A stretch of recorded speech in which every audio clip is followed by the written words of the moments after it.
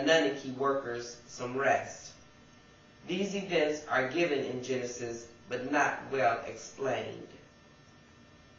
The first 7 days of creation are a condensed version of what I have just told you. The first 5 days are when the sun, moon, water, etc. were created.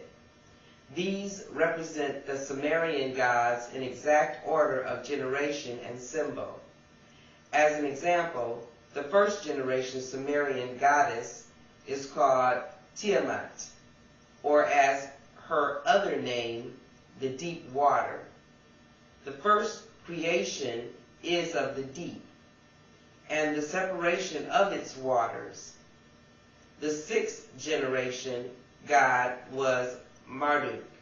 He ordered creation of man to give the Anunnaki rest. The sixth day, Marduk, in Genesis, man was created. On the seventh day, God, Anunnaki, rested. It is the same, but told in a different way to confuse you and to keep you from the truth. You're familiar, I'm sure, with the story of a snake tempting mankind. The snake is a symbol found all over the world. Today, abductees see a symbol of an upside-down triangle and two snakes wrapped around each other inside the triangle. There is an ancient medical symbol that consists of two snakes wrapped around each other with a flying disc at the top. The Sumerian goddess who created the Adamu is shown with two snakes. The snake is in Genesis. What does this all mean? Get ready to have your eyes open for the first time. Remember what is going on now and back then. Genetic manipulation. The intertwined snakes are what primitive man saw on the uniforms of the Anunnaki, the same emblem abductees see today. It is the symbol of their genetic core. They are not snakes. It is the double helix of DNA. The genetic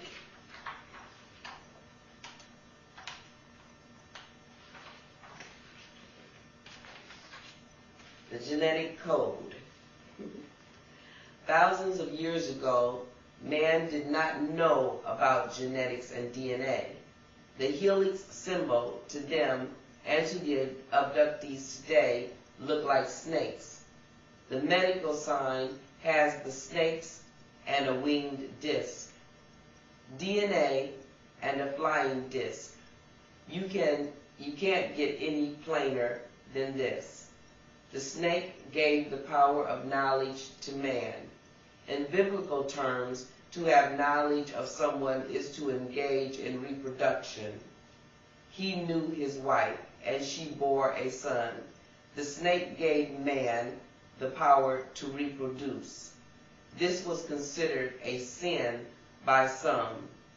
Had they left the Adamu unable to reproduce on their own, then by not making more, they could end their deeds. Instead, they modified the Adamu further, and the rest, as they say, is history. What happened after this will be told in the Way 3. Peace be with you all. And that is chapter 1 of the Way.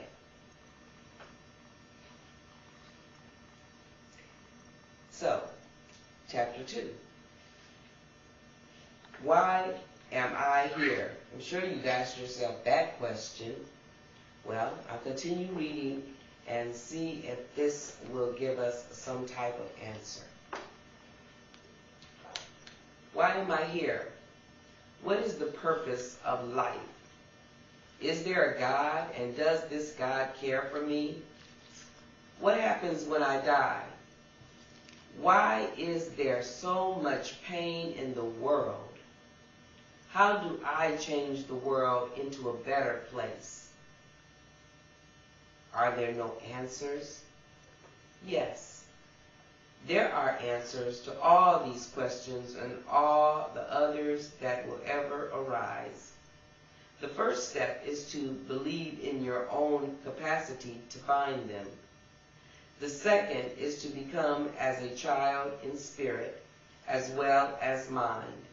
As children, the world is a place filled with wonder, each day bringing new knowledge and the anticipation of things yet learned. It is this same desire that you must place in your hearts. If you can accept these two truths, then you will have taken the first step in finding your own way. What is the way? The way is a path you choose to guide you back to where it all began, back to the One. The One is the source of all life in the universe. There are only two forces in the universe, creation and destruction. The universe and all matter in it goes from a high order to a low order. Life goes from a low order to a high order. The universe destroys, life creates. The one is this creation force at its highest level. The goal of all life is to create, and by the act of creating, become as one. You, as a life form, are part of all the life in the universe. You started out at the lowest rung of the ladder and have worked your way up. It is now time for you to realize and accept your own role in the plan of creation. You are capable of creating and are therefore a creator. You are not the one, but part of the one in all life. Your goal is to begin at the bottom, reach the top, and then return with that knowledge and experience back to the one. This process unfolds over the lifetime of a world and is both of a spiritual and physical nature. The life force that resides in a physical form is enlarged and matured over the course of many lifetimes, starting at the single cell level. A life form will progress upwardly through increasingly complex biological containers in a process of birth, death, and rebirth. It is the evolutionary process of all life, and all life is bound by this law of the one. Evolution is the creation of a more complex life form from less complex life forms. You will work your way up the ladder of life until you reach the point that your spiritual enlightenment is so great that there is no physical life form complex enough to contain you. It is at this point that you leave the restrictions of the physical